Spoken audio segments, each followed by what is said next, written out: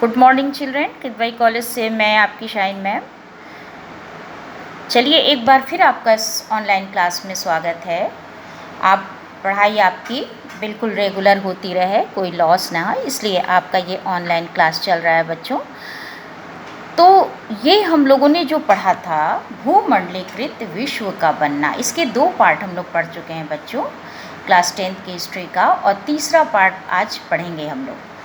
तो भूमंडलीकृत यानी वैश्वीकरण क्या है बच्चों? हमने आपको बताया था, आपको पूरे वर्ल्ड का भी मैप आपने देखा है। भूमंडलीकृत यानी वैश्वीकरण एक आर्थिक प्रणाली है जिसमें व्यापार का, एक जगह से दूसरी जगह आते जाते लोगों का, पूंजी का या बहुत सारी चीज़ों की आवाजाही का एक वैश्विक इतिहास रहा है।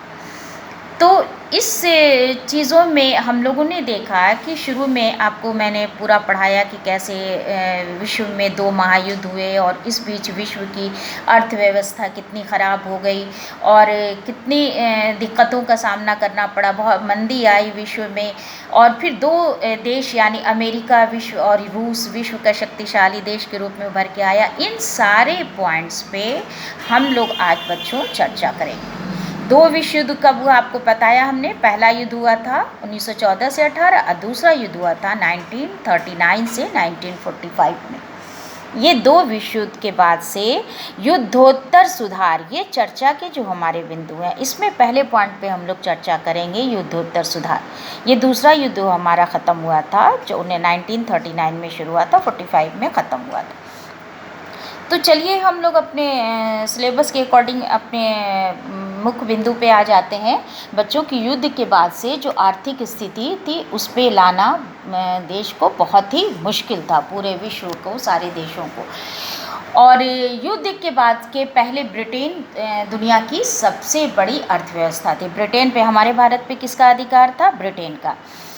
बच्चों, आप सभी बच्चों से मैंने कई बार पहले भी कहा है कि आप बहुत गौर से वीडियो सुनिए, और अगर वीडियो के बाद से, सुनने के बाद से कोई भी ऐसा पॉइंट्स नहीं होगा कि आपको आंसर ना मिले।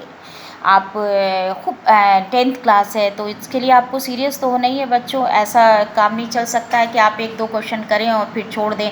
तो बहुत ही समझदारी से मैंने आपको हर वीडियो में 10-10 क्वेश्चन दिया, तो 30 क्वेश्चन तो ऐसे ही इस पूरे चैप्टर में मैंने आपको बनाया। उसके बाद से हर लेसन के लास्ट एंड में आपके बुक जो है, जो मैं PDF भेजती हूँ, उसमें भी क्वेश्चन है, तो आपको उन क्वेश्चंस को करना है बच्चों, उनके आंसर को करना है। आप करिए और मैं कॉलेज आती हूँ, आप मुझे कॉपी लाके दिखाइए, मैं आपकी कॉपी चेक करूँगी। तो चलिए हम लोग शुरू करते हैं कि विश्व की ब्रिटेन दुनिया की सबसे बड़ी अर्थव्यवस्था था पहले। युद्ध के बाद से ब्रिटेन को बहुत ज़्यादा दिक्कत का सामना करना पड़ा था, क्योंकि भारत और जापान में भी उद्योग काफ़ी ज़्यादा विकसित हो गए थे और भारतीय बाज़ार में पहले वाली वो वर्चस्व स्थिति नहीं थी। अब जापान का भी सामना करना था। 1921 में हर 5 में से 1 ब्रिटिश मजदूर के पास कोई काम नहीं था। बहुत सारी कृषि आधारित अर्थव्यवस्थाएँ भी आ गई थी, जिसके लिए हम आपको बताएं कि भारत में गेहूँ का उत्पादन बहुत ज़्यादा होता था, और हमारा भारत जो था पूर्वी यूरोप के विश्व बाज़ार में गेहूं की उत्पादन करने वाला या आपूर्ति करने वाला एक बहुत बड़ा केंद्र था। और युद्ध के दौरान ये आपूर्ति जो होती थी, जब हुई, तो कनाडा, ऑस्ट्रेलिया, अमेरिका, ये सब क्या है बच्चों? ये हम आपको सब बता चुके हैं, ये महाद्वीप है बच्चों। अगर एक ही चीज़ को हम बार बार 3 बार आपको बताएंगे हर वीडियो में, तो आपका सिलेबस कैसे कंप्लीट होगा और पॉइंट्स पर चर्चा रुक जाएगी। इसलिए हम आपको आगे बढ़ते हैं कि कनाडा, अमेरिका, ऑस्ट्रेलिया, इन सब जगहों पर गेहूँ की पैदावार बढ़ने लगी, और उसके बाद से विश्व बाज़ार में गेहूँ की जो हालात थे, वो अनाज की कीमतें बहुत गिर गई और आय कम हो गई और किसानों को बहुत ज़्यादा कर्ज का सामना करना पड़ा। युद्ध से अमेरिका की अर्थव्यवस्था को बहुत ज़्यादा फ़ायदा पहुंचा था।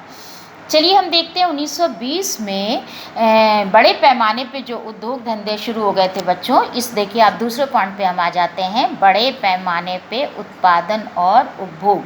तो हमने आपको बताया कि अमेरिका की अर्थव्यवस्था को फ़ायदा पहुंच रहा था।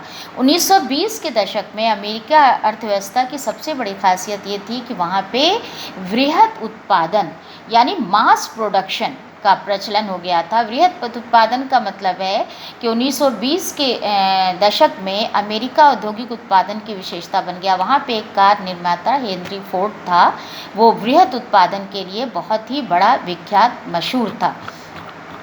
तो हम बता दें आपको कि जो वृहत उत्पादन पद्धति ने इंजीनियरिंग आधारित जो चीज़ें होती थी उनकी लागत में कीमत में कमी कर दी थी। तो 1919 से बच्चों 1919 में अमेरिका में 20 लाख कारों का उत्पादन होता था। आप सुन लीजिए, 1929 में 50 लाख बढ़ गया। इसके बाद से बहुत लोग जैसे फ्रिज है, वॉशिंग मशीन है, रेडियो, ग्रामोफोन, ये सब चीज़ें ख़रीदने लगे। तो ये सारी चीज़ें जो हायर परचेज़ व्यवस्था के तहत खरीदी जाती थी, ये जो है सारी चीज़ें कर्ज पे ख़रीदी जाती थी और उसकी कीमत साप्ताहिक या मासिक किस्तों में चुकाई जाती थी। तो 1923 में क्या हुआ बच्चों, अमेरिका विश्व का बहुत बड़ा पूंजी निर्यात करने वाला देश बन गया और कर्जदाता देश बन गया। यहाँ देखिए आप, 1923 में अमेरिका कर्जदाता देश बन गया और ये दुनिया का पूंजी को निर्यात करने लगा और अमेरिका द्वारा आयात और पूंजी निर्यात यूरोपीय अर्थव्यवस्था को काफ़ी फ़ायदा हुआ अपने इस संकट से निकलने में और अगले 6 साल में विश्व व्यापार में सुधार आ गया। 1929 की बात 1929 की बात कर रहे हैं बच्चों हम। अब हम यहाँ पे जो बहुत बड़ी महामंदी आई ये 1929 में, इसके बारे में हम विश्व में क्या हालत हुई, फिर भारत में क्या हुआ, इसके बारे में हम लोग चर्चा करेंगे कि जो आर्थिक मंदी, ये मंदी क्या बच्चों, जैसे अर्थव्यवस्था ख़राब होती, जैसे अभी आप देख रही हैं कि पूरा विश्व हमारा कोरोना वायरस नामक महामारी से जूझ रहा, हम इस आपदा से जूझ रहे हैं। सारे विश्व में काम रुक गया है, लॉकडाउन कम हो गया है, लॉकडाउन की वजह से काम कम हो गया है, तो पूरे विश्व हमारा अर्थव्यवस्था हमारे विश्व की ख़राब हो गई है। तो उस वक्त क्या हुआ था, 1929 में हम देख रहे हैं कि बहुत बड़ी महामंदी आई थी। तो ये जो दशक ये जो चला आर्थिक मंदी की शुरुआत 1929 में हुई थी, यानी पैसे रुपए की बहुत कम महामंदी आ गई थी। इस महामंदी के बाद से विश्व की अर्थव्यवस्था बहुत कमज़ोर हो गई थी, यानी युद्ध के बाद हम बता रहे हैं। युद्ध के पहला कारण था कृषि के क्षेत्र में भी बहुत कमी आ गई थी, कृषि उत्पादन में बहुत गिरती कमी आ गई थी, किसानों की आय भी बहुत घटने लगी थी। 1920 के दशक के मध्य बहुत सारे देशों ने अमेरिका से जब कर्ज लेना शुरू कर दिया तो अमेरिकी जो बिजनेसमैन थे उस वक्त उनका 1928 के पहले 6 माह तक विदेशों में अमेरिका का कर्जा $1 अरब था। अमेरिकी पूंजी जो थी उससे पूरे यूरोप पे क्या असर पड़ा हम देख रहे हैं, चलिए बताते हैं आपको बच्चों। यूरोप के कई बड़े बैंक धराशायी हो गए, कई देश की मुद्रा गिर गई, ब्रिटिश पाउंड भी नहीं बचा, लैटिन अमेरिका अन्य स्थानों पर कृषि और कच्चे माल की कीमत भी तेज़ी से ख़त्म होने लगी।